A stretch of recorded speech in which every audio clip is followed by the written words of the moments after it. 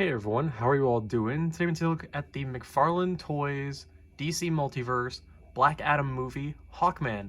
And I've had this guy out of the package for maybe like 3 minutes. This figure is so freaking fun. Like I didn't expect it to have as much range that it does. It has a lot of detail on it. There are a couple of things that are errors from the actual movie design itself, but they can be overlooked. They can also be easily fixed. You know, I customize pretty much every McFarlane figure that I get, whether it's the articulation or painting and whatnot, but this guy is so fun. So without further ado, let's get into what he comes with. So pretty much the only quote-unquote accessory that he has is his, you know, iconic Hawkman Mace, and this thing is so cool. So you can see the little bit of detailing throughout, like the wear and tear, like he's clearly seen some battle. It's a little warped, but I mean, really, if I just hold it in his hand, like, you know, if I have it in his hand, this is going to droop a little bit, and it'll be fine. But, I mean, look at the metal detailing on this. It looks so good. It probably would look really good with, like, maybe a black wash on it, and I may do that, but as is, I think it looks good. So, it's a nice hard plastic, but it's also a little rubbery, so, you know, it will warp a little bit probably because this is a lot heavier than the rest of it. So if you're going to pose him, maybe have him where he's holding it with two hands, like one up at the top and one at the bottom, like we do with Stormbreaker, and I think it should be fine. He also, of course, comes with the signature trading card, which this looks good. I like this art that's on here. This is really nice. One thing I did notice is that he's supposed to have this, like, very protruding kind of, like, knife right here, like, thing. He doesn't have that. You can always just put something else on it, to be honest, you know? And then, technically speaking, he comes with, you know, they're technically accessories, but they're also part of his, like, being, his wings. And these are cool and all. They aren't articulated like what we're used to when it comes to the McFarlane wings. They're usually articulated. These are not, but they have really nice detailing on them. I like the gold and red. I think it looks cool. I was not the biggest fan of these when they were like, oh yeah, he's gonna have really, you know, gold and red wings. I was like, but Hawkman usually just kind of has like normal wings. But I kind of like the redesign. I think it looks cool for the figure. I think it all goes together well. But if you do have sort of that same, you know, mental image of Hawkman like I do, where he should have more bird-like feathers, if I bring in the Batman Who Laughs, where he stole Hawkman's wings, these actually do port on here, and they're articulated. So, which here are the pegs in the back, by the way, if you want to just see what those look like. So you just port those on. So they did fit, and then I put the other wings on, and it kind of stretched the peg hole, so I'm going to have to put something else on it. But, I mean, I think this looks good. I think this looks awesome as well, if you wanted to do, kind of have him have more comic book accurate wings. But as is, I think the other ones are fine. I do wish they had the hinges on them, though. It's kind of a bummer that they don't. I don't know why they opted to not go for that. And now coming in and taking a closer look at the figure himself, I really like how this kind of cowl helmet thing looks. I think mine's a little off, because if you look, the nose, like, it's a little off to the side. He does have the side-eye thing, unfortunately, and he's kind of looking down, but I think, honestly, I probably could just heat this up, pull this off, and set it back on his head properly. It would be fine. But also, I mean, honestly, I'm probably just gonna have him like this. Like, it's really, his eyes are not super noticeable inside the helmet, especially with the lighting that I currently have on it, where you really can't see it. But it's not that big of a deal, to be honest.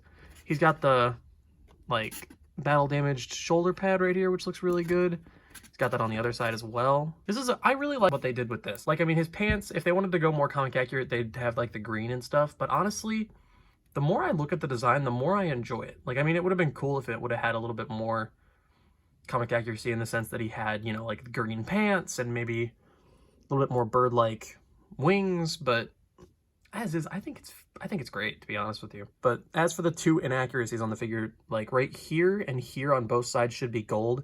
And then the problem that the Batman had in the Batman Hush 2-pack, they just didn't paint the forearms right here. Like, this is supposed to be his skin tone right here, and the joint is the same color. It just looks a little jarring, but it's, you know, I can easily repaint it, but it's, you know, we shouldn't have to do stuff like that. But as for his torso armor, it's got some nice nicks in it and stuff. He's clearly seen battle, and he's been doing stuff for quite a while. It's got nice texturing on it as well. Same with the pants. It looks like it's the same texturing throughout. He's obviously got the logo right here, which I believe, is that a hawk? Or is that just a red dot? I don't know. But speaking of red, we got the red pants with the gold going through and his, like, gold boots. This all looks really good. I really like this figure. I think it's really cool. And speaking of other things that I like about this figure, let's go over the articulation. For flight poses, his head can go up all the way. Awesome. Let's go. That's awesome. His head can go down that far, tilt, Rotation, you know, standard McFarlane stuff. Shoulders go out. Cool, that does not hinder at all. Neither does that side. We'd love to see it. Butterfly joints go back and forth. Bicep swivel, double jointed elbows that go up all the way. Standard McFarlane joints, they're actually getting thinner now, which is nice. So they're more healing, more so. Same with the ankles. They look a lot more appealing than the old, really huge ball joints. As for his torso, I did not expect this to have any sort of range. It actually is very pliable and can bend forward. It starts to go back a little bit more, but like, I mean, look at that. You can get a lot of range out of that. That's really nice. So, pretty cool. And then, of course, you know, rotation, all that good McFarlane-y stuff. Legs go out all the way and then some. Can go all the way forward and all the way back. He's got, usually there's a little bit of thigh movement up here at the top, like the import stuff. There really isn't, from what I can gather. Oh wait, actually, yes, there is a little bit. So I think it's just stuck on this leg. That's always cool. And then double jointed knees that go back that far. No boots or anything like that, but then standard McFarlane joints at the feet can go back that far, can go up that far. Of course, ankle rotation, and you can obviously spin the peg and have it go as far as you want. And then toe joint, which I still hate, but they're not that bad on the McFarlane figures, to be honest with you. And now on to some size comparisons. Here he is next to the Black Adam movie Black Adam, the standard, the non-cloaked version. And then the gold armored Wonder Woman, and I think this looks good as well. I don't know where my gold wings are for her, otherwise I would try to put them on him to see how they looked. But I think this looks good across the board. I think Wonder Woman's still a little too tall, and Black Adam's kind of leaning a little bit, and I will be taking a look at him as well, so stay tuned for that. I think this looks good. Here he is next to the black suit Superman, which I modified the head to make it a little bit lower, and then I also gave him different hands. And then a kit bash Aquaman with the Justice League figure head on the comic book Aquaman body. And I think this looks actually pretty good as well. I think Superman's still a little tall. I don't know why they made the Henry Cavill Superman figure so massive. I think this looks pretty good. And then, as always, for some other size comparisons, here he is next to the Marvel Legends 20th Anniversary Captain America, and then the Mezco Netflix Daredevil. Overall, I really enjoy this figure. He's very fun. I wish that I could put the other wings on there, but honestly, the more I mess around with these wings, the more I like them. I mean, I wish that they could obviously be splayed out and be super majestic and everything like that, but as is, it's fine. And then of course the, you know, the arms not being painted and the gold missing from his torso armor. I can easily fix both of those things, but you know, we of course shouldn't have to.